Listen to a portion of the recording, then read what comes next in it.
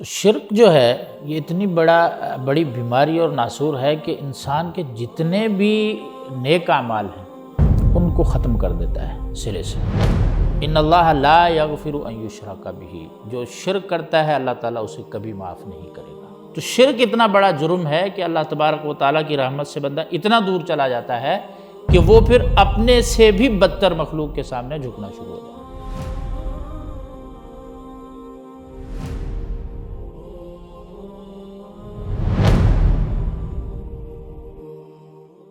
السلام علیکم ورحمۃ اللہ، بسم اللہ والصلاۃ والسلام علی رسول اللہ۔ ناظرین کرام، میں ہوں آپ کا میزبان جمشید سلطان، میرے ساتھ موجود ہیں شیخ خالد حسین گرائے صاحب۔ اللہ تبارک و تعالیٰ کا فرمان ہے ان الشرک لظلم عظیم، کہ بلا شبہ شرک جو ہے بہت عظیم ظلم ہے۔ ہم اپنے شیخ صاحب سے آج جانیں گے کہ شرک کے انسان کے فکر اور انسان کے نظریے اور اس کی زندگی اور اس کے معاشرے پر کیا اثرات مرتب ہوتے ہیں۔ تو آئیے شیخ صاحب سے اس کا جواب جانتے ہیں۔ السلام علیکم ورحمۃ اللہ شیخ صاحب۔ وعلیکم السلام ورحمۃ اللہ وبرکاتہ۔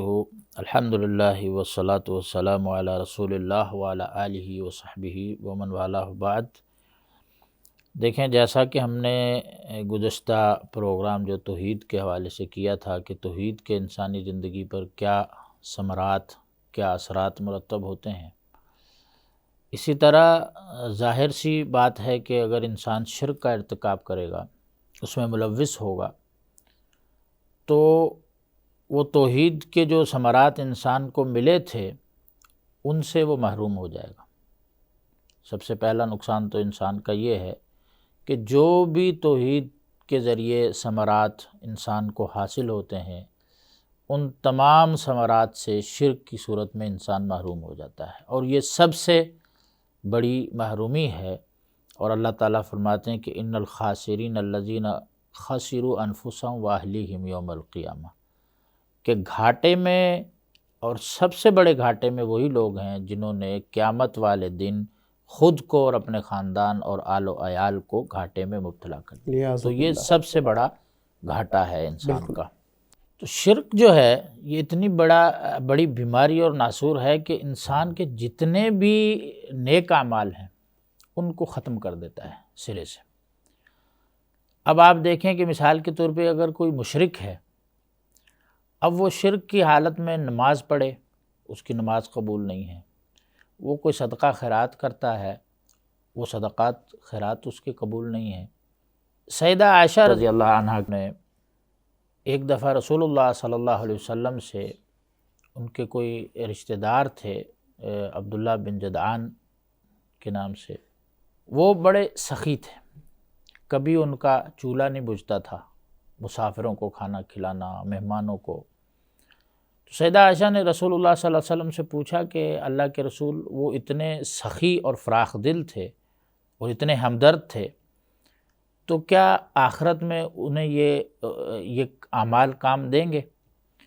تو رسول اللہ صلی اللہ علیہ وسلم نے فرمایا کہ آخرت میں اس کے لیے کچھ نہیں ہے، کہ انہ لم یقل رب اغفر لی خطیئتی یوم الدین، یا اس مفہوم یعنی روایت کا مفہوم ہے کہ آپ صلی اللہ علیہ وسلم نے فرمایا کہ اس نے کبھی بھی زندگی میں یہ نہیں کہا اللہ تعالیٰ سے کہ اللہ تعالیٰ مجھے تو میرے گناہ معاف فرما دے، یعنی توحید کا اس نے اعتراف اور اقرار نہیں کیا۔ تو توحید اگر عمل میں نہیں ہے، شرک اگر عمل میں آ گیا تو تمام کے تمام اعمال برباد ہو گئے۔ سورہ انعام میں اللہ تعالیٰ نے آیت نمبر 83 سے لے کر تقریباً 88 نمبر آیت تک اللہ تعالیٰ نے برگزیدہ رسولوں کے تقریباً 17 سے زائد رسولوں کے انبیاء کے نام لیے۔ ان میں جو ہے عیسیٰ علیہ السلام کا نام ہے، زکریا علیہ السلام کا نام ہے، داؤد علیہ السلام کا نام ہے، سلیمان علیہ السلام کا نام ہے۔ برگزیدہ 17 سے زائد رسولوں کے نام لینے کے بعد اللہ تعالیٰ نے قرآن مجید میں فرمایا کہ وَلَوْ أَشْرَكُوا لَحَبِطَ عَنْهُمْ مَا كَانُوا يَعْمَلُونَ۔ حالانکہ ہم تصور نہیں کر سکتے انبیاء سے شرک کا، انبیاء کو اللہ تعالیٰ نے اس سے معصوم اور محفوظ کیا ہوا ہے، تصور نہیں کر سکتے، لیکن یہ جرم اتنا خطرناک ہے، اللہ تعالیٰ نے اس کی خطرناکی کو بیان کرنے کے لیے یہ فرمایا کہ یہ برگزیدہ ہستیاں جن کا ناموں کا ذکر آیا ہے، یہ بھی اگر شرک میں مبتلا ہو جاتی لَحَبِطَ عَنْهُمْ مَا كَانُوا يَعْمَلُونَ، تو ان کے تمام اعمال اللہ تعالیٰ رد کر دیتے، برباد ہو جاتے۔ انبیاء سے شرک کا تصور محال ہے، لیکن اس کے باوجود اللہ تعالیٰ نے ان کا ذکر کیا اور یہ بتایا کہ یہ اتنا خطرناک جرم ہے کہ نبی سے بھی اگر سرزد ہو جاتا تو اعمال جو ہے سارے کے سارے ختم ہو جاتے۔ تو سب سے پہلا بڑا نقصان تو یہی ہے کہ جو انسان کی پونجی ہے، کمایا ہے، اکٹھا کیا ہے، وہ سب کا سب جو ہے بہہ جاتا ہے۔ دوسرا یہ ہے کہ سب سے بڑا نقصان آخرت کے اعتبار سے کہ انسان پر جنت کے دروازے بند ہو جاتے ہیں مکمل طور پر۔ ان اللہ لا یغفر ان یشرک بہ، جو شرک کرتا ہے اللہ تعالیٰ اسے کبھی معاف نہیں کرے گا۔ شرک کو اللہ تعالیٰ کیوں معاف نہیں کرتے؟ اس وجہ سے معاف نہیں کرتے کہ یہ سب سے بڑا ظلم ہے۔ ان الشرک لظلم عظیم۔ ظلم کی جو تعریف کی جاتی ہے وہ یہ کی جاتی ہے کہ جو حق تھا کسی کا، آپ نے اگر وہ حق ادا نہیں کیا ہے تو آپ نے مطلب ظلم کیا ہے، زیادتی کی ہے، یا کسی کا حق کسی کو لے کر کسی اور کو دے دیا ہے، یہ آپ نے زیادتی کی ہے۔ تو اللہ تبارک و تعالیٰ کا جو حق ہے عبادت، توحید کا، ان کے اللہ تعالیٰ کے اعتراف، اس کے آگے جھکنا، وہ حق لے کر مخلوق کو دے دینا جو اللہ تعالیٰ کی بنائی ہوئی ہے، یعنی اللہ تعالیٰ نے اسے بنایا ہے، اللہ نے پیدا کیا ہے۔ اللہ تعالیٰ کی پیدا کی ہوئی جو مخلوق ہے اس کو اللہ تبارک و تعالیٰ حق لے کر دے دینا، یہ کتنا بڑا ظلم ہے کہ ایک بندے کو اللہ تعالیٰ بچپن سے اس کی تربیت کرے، اس کے ماں باپ کو رزق دے، اسے رزق دے، اور جب وہ بڑا ہو تو بڑا ہونے کے بعد جو ہے وہ وہی حق جو اللہ کو دینا ہے وہ کسی اور کو دے دے۔ یہ کتنا بڑا ظلم ہے، کتنی بڑی ناشکری ہے، کتنی بڑی ناقدری ہے۔ تو اس ناشکری، ناقدری اور اس ظلم کا جو ہے اللہ تبارک و تعالیٰ اس کو کبھی معاف نہیں کریں گے۔ پھر جو شرک ہے اس کو اللہ تبارک و تعالیٰ نے قرآن مجید میں دنیا پر چلنے والی سب سے بدترین مخلوق جو ہے وہ مشرک کو قرار دیا ہے۔ ان شر الدواب عند اللہ الذین کفروا، کہ اللہ تعالیٰ کے نزدیک زمین پر رینگنے والے یا چلنے والے جانوروں میں سے سب سے بری جو مخلوق ہے، یا مخلوقات میں سے سب سے بری جو مخلوق ہے وہ کافر ہیں۔ پھر ایک اور آیت میں اللہ تبارک و تعالیٰ نے فرمایا کہ اولئک کالانعام بل ہم اضل، کہ وہ چوپائے ہیں، جانور ہیں، بلکہ وہ جانوروں سے بھی بدتر ہیں، کیونکہ جانور بھی کسی نہ کسی شکل میں اللہ تبارک و تعالیٰ کی تسبیح کرتا ہے، اللہ تبارک و تعالیٰ کے آگے جھکتا ہے، اللہ تعالیٰ کا شکر ادا کرتا ہے۔ حتیٰ کہ حجر، شجر جو ہیں یہ بھی اللہ تبارک و تعالیٰ کی تسبیح کرتے ہیں، جن کو عقل نہیں ہے، جن کو سمجھ نہیں ہے۔ اور یہ انسان جو ہے اس کو اللہ نے اس کے اوپر اتنے انعامات کیے، اس کو عقل دی، اس کو اچھے برے کی تمیز سجائی، سب کچھ کیا۔ یہ سب کچھ ملنے کے بعد جو ہے وہ پھر کوئی جو ہے سمجھے کہ گائے کی گوبر کی عبادت کر رہا ہے، کوئی گائے کا پیشاب پی رہا ہے۔ آپ سمجھیں کہ شرک سے بڑی کوئی ذلت نہیں ہے۔ یہ کتنی بڑی ذلت ہے کہ ایک اشرف انسان، اشرف مخلوق جس کو اللہ تعالیٰ نے بنایا ہے، عزت والا بنایا ہو، وہ اتنا ذلیل ہو جائے کہ جانور کے آگے جھکنے لگ جائے، جس کو یہ خود کھلاتا ہے، خود چارہ ڈالتا ہے، اس کا خود خیال رکھتا ہے، صفائی ستھرائی کا۔ تو شرک اتنا بڑا جرم ہے کہ اللہ تبارک و تعالیٰ کی رحمت سے بندہ اتنا دور چلا جاتا ہے کہ وہ پھر اپنے سے بھی بدتر مخلوق کے سامنے جھکنا شروع ہو جاتا ہے۔ بلکہ کچھ لوگ پھر شیطان کی بھی عبادت کرنے لگ جاتے ہیں۔ شیطان، یہ اصل میں آپ اگر بنیادی طور پر دیکھیں نا تو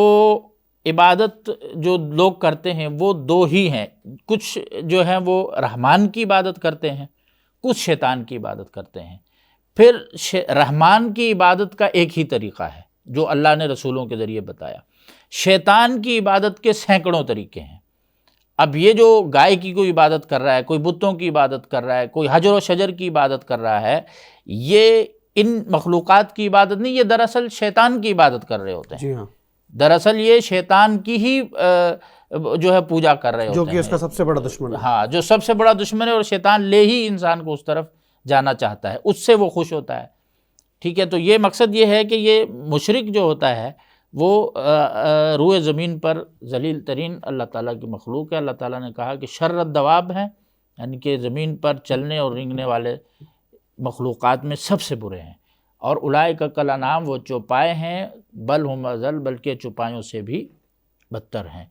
تو یہ شرک کی جو ہے وہ اتنے، پھر اللہ تبارک و تعالیٰ کے غصے کا، غضب کا جو ہے انسان حقدار ٹھہر جائے۔ جی شیخ، اسی طرح جتنے بھی انبیاء کی قوموں پر عذاب آئے اس کی سب سے بنیادی وجہ بھی یہ شرک تھی۔ شرک تھی، کیوں اللہ تبارک و تعالیٰ کا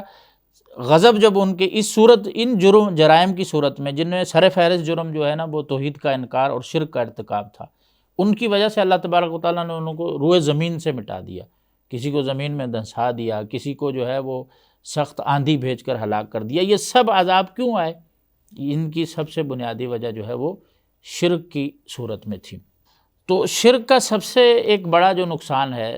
آخرت کے نقصانات تو ہیں ہی، اور ذلت اور رسوائی تو ہے ہی، اور اعمال سارے برباد ہو جانا یہ بھی ہے، اس کے ساتھ انسان میں خوف اور توہم پرستی بہت زیادہ بڑھ جاتی ہے۔ اب آپ نے یہ دیکھا ہوگا عموماً لوگوں کو کہ سیدنا ابراہیم علیہ السلام نے جب تبلیغ کی اپنی قوم کو، تو سیدنا ابراہیم نے اپنی قوم کو کہ جو ہے جن کی وہ عبادت کرتے تھے ان کو باطل قرار دینے کے لیے ان سے کیا کہا؟ ان سے یہ کہا کہ اتعبدون ما تنحتون، کہ تم اسی کے سامنے جھک جاتے ہو، اسی سے پناہ مانگنے لگ جاتے ہو، اسی سے ضرورتیں پوری کروانے لگ جاتے ہو جس کو تم اپنے ہاتھ سے تراشتے ہو، خود تم بناتے ہو اپنے ہاتھ سے، پھر ان کے آگے جو ہے نا وہ جھکنا شروع ہو جاتے ہو۔ اب آپ ہمارے معاشرے میں دیکھیں کہ توہم پرستی، جو کہ انسان جب توہم پرستی میں مبتلا ہو جاتا ہے نا، آپ دیکھیں جیسے نظر بد ہے، اب نظر بد کا علاج شریعت میں موجود ہے، اللہ کے کلمات، دعائیں سکھائی ہوئی ہیں، لیکن لوگ کیا کرتے ہیں، مثال کے طور پہ آپ نے دیکھا کہ وہ سیدھا ٹوٹی پرانی چپل گاڑی پہ لٹکا لیں گے، جانور کے گردن میں لٹکا دیں گے، گھوڑے کی نال لٹکا دیں گے۔ اب آپ دیکھیں کہ ایک ایسی چیز جس کو آپ نے ساری زندگی پاؤں کے نیچے روندا ہے، اپنے پاؤں کے نیچے، ٹھیک ہے، اب آپ سمجھے کہ اتنی عقل ماری گئی ہے کہ آپ نے اس کو اتنا مقدس سمجھ لیا ہے کہ آپ نے اس کو گاڑی کے اوپر لٹکا دیا تاکہ آپ نظر سے محفوظ ہو جائیں، یا نقصان سے محفوظ ہو جائیں، نقصان سے محفوظ ہو جائیں، ایکسیڈنٹ سے محفوظ ہو جائیں، یعنی کہ آپ اس وہ چپل آپ کو بچائے گی ایکسیڈنٹ سے، نقصان سے۔ تو اب آپ یہ دیکھیں کہ شرک انسان کو کتنا تہ میں لے جاتا ہے، کہ انسان کی عقل اتنی ماری جاتی ہے کہ جس چیز کو آپ نے پاؤں کے نیچے روندا ہے ساری زندگی، وہ سیدھا کیا ہے، اس کو آپ لٹکا کے اب یہ تمنا کر رہے ہیں اور یہ سوچ رہے ہیں کہ یہ چیز مجھے اب بچائے گی نقصان سے۔ مطلب اس سے بڑی رسوائی اور ذلت اور بد عقیدگی کیا ہے کہ اب اللہ تعالیٰ کو چھوڑ کر، اور جو جیسے ابراہیم علیہ السلام نے کہا تھا کہ جو ہاتھوں سے تراشتے ہو انہی سے پناہ مانگنے لگ جاتے ہو، انہی سے ہی سوال کرتے ہو کہ ہمیں نقصان سے بچائیں۔ تو یہ امت بھی آہستہ آہستہ جب توحید سے دور ہو رہی ہے، شرک کو اختیار کر رہی ہے، تو پھر اس طرح کی بد عقیدگیاں جو ہے، کوے کی بنیاد پر فیصلے کرتے ہیں، پرندوں کی بنیاد پر فیصلے کرتے ہیں، جو کم عقل ہیں، لا عقل ہیں، ان کو کوئی عقل ہی نہیں ہے، ان کو دیکھ کے بھائی اگر بلی گزر گئی تو یہ ہو جائے گا، اگر یہ کوا ایسے بیٹھ گیا اور یہ ہو جائے گا، یہ نقصان۔ یہ توہم پرستی، اس کی بنیاد کیا ہے؟ شرک ہے۔ اگر جو انسان موحد ہوگا، اس کے دل میں توحید ہوگی، اللہ پر مکمل توکل ہوگا، اور جیسا کہ نبی پاک صلی اللہ علیہ وسلم نے فرمایا کہ آپ صلی اللہ علیہ وسلم نے نصیحت کرتے ہوئے فرمایا کہ ما اصابک لم یکن لیخطئک، کہ اچھی طرح جان لو کہ جو چیز تمہیں پہنچ چکی ہے، جو تمہیں جس میں مبتلا ہو چکی ہو، نقصان ہو یا فائدہ ہو، یہ چیز تمہارے علاوہ کہیں اور جانے والی نہیں تھی، اس نے تمہارے پاس ہی آنا تھا۔ وما اخطأک لم یکن لیصیبک، کہ جو تم سے کترا کر چلی گئی وہ سمجھے اس نے تم تک آنا ہی نہیں تھا۔ یہ توحید کتنے مصائب سے، کتنی پریشانیوں سے انسان کو نجات دلا دیتی ہے، کہ انسان کا ایمان ہو جائے پختہ اور مضبوط ہو جائے کہ بھائی مجھے جو نقصان ہوا ہے اس نے کہیں اور جاننا ہی نہیں تھا، اور جو مجھے فائدہ حاصل ہوا ہے اس نے میرے پاس ہی آنا تھا، ٹھیک ہے، اور جو ٹل گیا تو اس نے میرے پاس آنا ہی نہیں تھا۔ اس لیے جو ہے توحید انسان کے اندر خود اعتمادی پیدا کرتی ہے، اور شرک جو ہے بد عقیدگی پیدا کرتا ہے اور بد اعتمادی پیدا کرتا ہے، دل کے اندر چھوٹی چھوٹی مخلوقات سے، حقیر مخلوقات سے ڈر اور خوف پیدا کرتا ہے، اور انسان جو ہے رذیل سے رذیل اور ابتر سے ابتر کی رددناہ اسفل السافلین کی طرف جو ہے وہ لوٹتا آہستہ آہستہ چلا جاتا ہے۔ تو یہ شرک کے بنیادی اور بڑے بڑے نقصانات ہیں معاشروں میں بد امنی پھیل جاتی ہے، ہر جرم کی جو بنیاد ہے اس کی توحید کا ہٹ جانا، ختم ہو جانا اور شرک کا آ جانا، اس کے بعد جو ہے وہ دیگر جرائم کا جو ہے وہ آغاز ہوتا ہے۔ تو اس لیے ہمیں یہ کوشش کرنی چاہیے سب لوگوں کو کہ شرک کو اچھی طرح سمجھیں تاکہ اس سے بچ سکیں۔ کون کون سے اعمال ہیں، الفاظوں میں شرک ہوتا ہے، جیسے نبی کریم صلی اللہ علیہ وسلم نے ایک حدیث میں ارشاد فرمایا کہ کوئی بھی شخص یہ کہتا ہے کہ ہمیں فلاں چیز کے واسطے سے بارش ملی ہے، فلاں ستارے کے واسطے سے بارش ملی ہے، تو یہ بھی اس کو بھی آپ صلی اللہ علیہ وسلم نے شرک قرار دیا ہے، کیونکہ بارش دینا یہ اللہ کا کام ہے، اللہ تعالیٰ کے اختیار میں ہے، تو ہم نے وہ منسوب کر دیا ستارے کے نام، جو خود بھی جماد ہے، ایک نہ سمجھتا ہے نہ کچھ ہے، تو ان چیزوں کو ان کی طرف منسوب کر دینا یہ سب سے بڑا ظلم ہے اور سب سے بڑی زیادتی ہے۔